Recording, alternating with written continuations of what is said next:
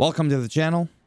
2 links down below as always to credit WWE for piecing this together. Seattle, Washington, we are 7 days away from WrestleMania 41 as of the making of this video on April the 12th, which is Saturday. Next Saturday and Sunday is Mania 41. And I have to admit, not to be a downer, it kind of feels slightly underwhelming except for a couple of matches. So Nick Aldis addresses the RKO and he called out the Viper Randy Orton. Orton then comes out pleading with Aldis that he wants a match at WrestleMania 41. It would be his 20th WrestleMania appearance. Holy shitballs. So Nick Aldis has been busting his ass off for 20 years as well to make it there. He tried to not make it personal. He was trying to remain professional because don't forget, Nick Aldis was also a competitor. And that's where Randy Orton also stated, hey, if you want, you could drop the suit for one night. I thought he was trying to get him naked. And you could have a match with him at WrestleMania 41. And then Orton talked about Mickie James. Something about, oh, don't make me do something to Mickie James. I was like, God damn, what's he trying to do with her? In other words, to like threaten if there isn't a match at WrestleMania 41. So Tama Tonga and Solo came out and they started attacking Randy Orton. So then LA Knight came out, and which later we ended up with a match between LA Knight and Orton, obviously facing off against Tama Tonga and Solo Sikoa. It helps if I actually don't read my own notes that I put up there. What I'm hoping happens, and there's a rumor, is that there allegedly could be some kind of match at WrestleMania 41 for Randy Orton. I don't know that it would be with Solo Sikoa, though, or Jacob Fatu, somebody said, because he already has a match with LA Knight. I don't know what's going on. Moving on. So on a website, which I don't have, I think it's called Sportskidia or some weird thing. It said 5 massive mistakes that SmackDown made last night. One of them being this whole segment where it had Lyra Valkyria, who's already holding the Intercontinental Championship, and Bayley, and they plowed through some legitimate tag teams. You had Pure Fusion Collection without, of course, Sonya Deville. Plowed through them, plowed through Natalya and Maxine, Candice LeRae, or not Candice LeRae, Candice and Katana. Speaking of Candice LeRae and Nia Jax, where were they? They went through B-Fab and Michin, and they went through Secret Hervis, Alba Fire and Piper Niven. I'm still getting used to this new Alba Fire. I miss her with Isla Dawn. They were a great tag team. It's a shame that they let her go. And now they're the #1 contenders, now that they've gone through this gauntlet match, for the tag team division. 2 people that have never tagged together, and all of a sudden they're just plowing through the whole division. Now they're going to face off against these 2. I don't know how I feel about that. I don't know, with all due respect, and I've shared my thoughts on Lyra. I don't know if she's... Well, it's not about being ready. She's ready. She's really good. Like, really good. I think I'm being biased because there's just something about her that rubs me off the wrong way that even Raquel Rodriguez doesn't give me. I don't see her being a co-holder of 2 titles, or a tag team championship, and then having the Intercontinental Championship. I feel like that's just too soon. It's very rare for somebody to get 2 titles. But I'm not Triple H, so whatever. It is what it is, but I have to admit that this was a little bit off. When they could have had Bayley versus Lyra at Mania, which is what somebody stated. I don't know about that. Let's move it on out. We have Drew McIntyre that sneak attacked Damian Priest. Drew showed that his eye is 100%. He's ready for WrestleMania 41. A year in the making this match was, he said, against Damian Priest. They do have a legitimate history.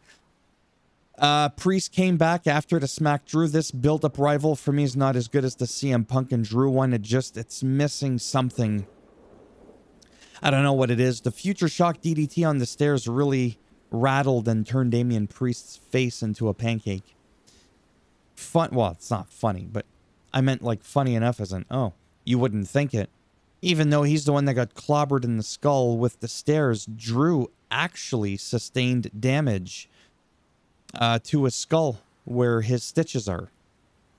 from where he was with CM Punk in his match where he had to get like real staples in his skull, 16 of them.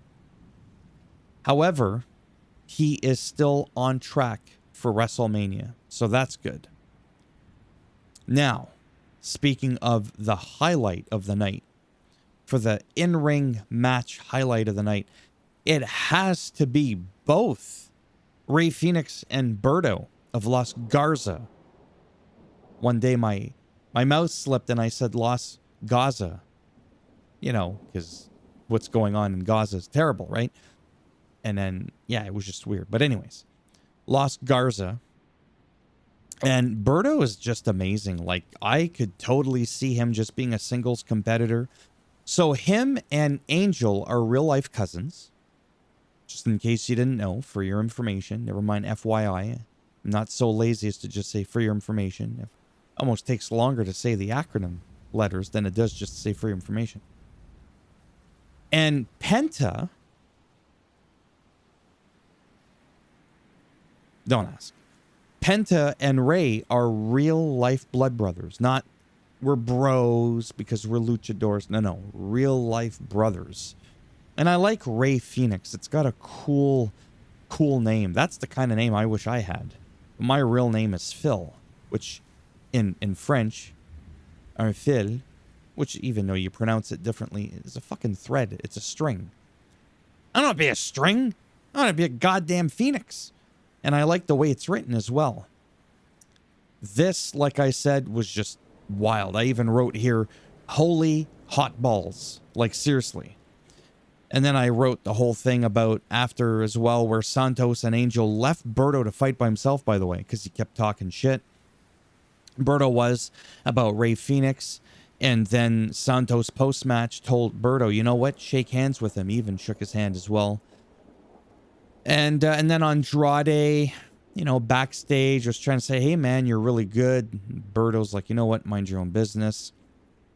I wonder if something's kind of brewing there slowly, because no faction or team lasts forever. Everybody eventually gets Jannetti'd. You know, Marty Jannetty, right? The infamous barber. I saw that live. That's how old my ass is. But that's okay. There was no cheap shots here either, just pure respect from Santos Escobar.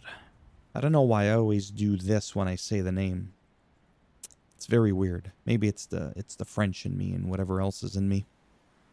Zelina Vega defeats Chelsea Green. Hold on a second here. Did we see this? This is why I do what I do.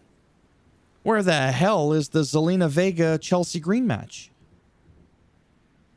It's not even mentioned here. Anyways, I'm going to mention it really quick. So apparently one of the mistakes was it was a botch. I don't think Chelsea Green was actually supposed to be counted out, because if you watch it back, first time I watched it, which was, you know, on Netflix on my computer, I was like, something felt off about that. Just the way like Chelsea Green came in, it looks like she was checking up on Zelina. And I think she whispered something like, bitch, what the fuck just happened? And it's true. Then funny enough, I look it up and that's how I found the article. And it said that it was a botch. And I believe that it was. And that, again, was on that Sportskeeda page or whatever. Then we had Cody Rhodes with a great short in-ring promo talking about the lineage of 7 different championships throughout the course of history, including the Winged Eagle belt, and then the one that he's got. And he started talking about the one where John Cena had, the spinner belt. He said it defines you as the best in the world, the best wrestler when you have that belt. Could be someone in the crowd tonight that someday will prosper and rise to the occasion. Or it could be somebody on NXT. Then he name dropped quickly Brock Lesnar. The only reason I'm naming that or mentioning that he named him really quick is usually when there's stuff going on, you know, with like the McMahon thing or even AEW, you'll never hear them utter those words. And Cody actually said the word Brock. Then we had Tiffy, who defeated Roxanne Perez. Apparently, this was her call up to the main roster. I like her. Because some people were like, oh, you just don't like Zelina Vega because she's tiny. I was like, well, so's Roxanne Perez. I don't have a problem with her. I think she's great. I just don't see it with Zelina Vega. Oh, and speaking of which, Zelina Vega defeated Chelsea Green via count it, and then she said that she wanted a title shot, and that's where I was like, you know what? You're a cheerleader, Zelina. I like her. It's not like I dislike her, but you're not Roxanne Perez.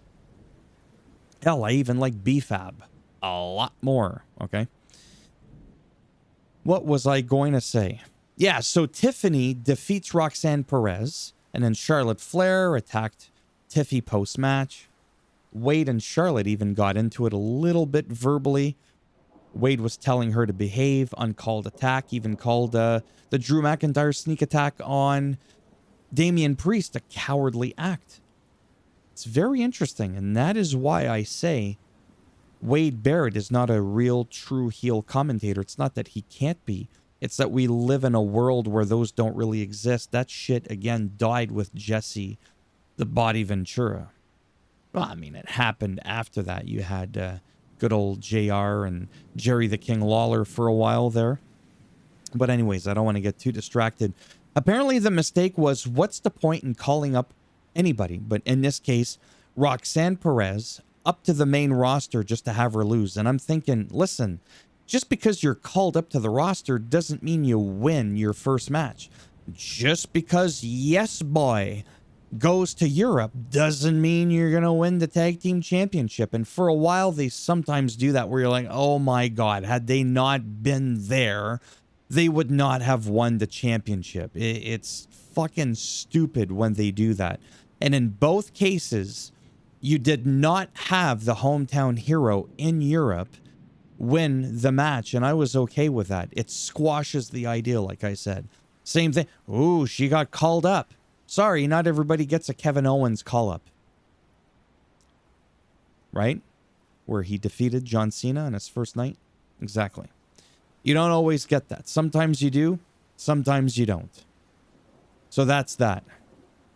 And then, I wonder if it's because the Chelsea Green match got botched that they didn't show it. No, I think WWE just botched again, period. We could see Charlotte Flair here in the video attacking Tiffy. And then Randy Orton and LA Knight defeat Tama Tonga and Solo. And then Jacob Fatu comes out, beats down LA Knight a little bit, does a couple of flips. The crowd is chanting. And then he picks up the title, which is what we see right at the very top here. This is actually what I hope WrestleMania ends up being like. I really, really feel it's his time. I really, really do. And you could think I'm wrong, and it doesn't matter. Because this is a fact. It's not an opinion. And there you have it. 13. God damn it. Too much rambling. Thumbs up as always if you liked the video. Thumbs down if you didn't like it. You'll get the Solo Sikoan spike in the rectum while also getting an RKO, a reverse RKO. Right? So that the thumb goes much. Anyways, let's not think about that. You want to subscribe? Great. If not, I don't blame you. Oh yeah, I've already talked about that. So take care, and maybe I'll see some of you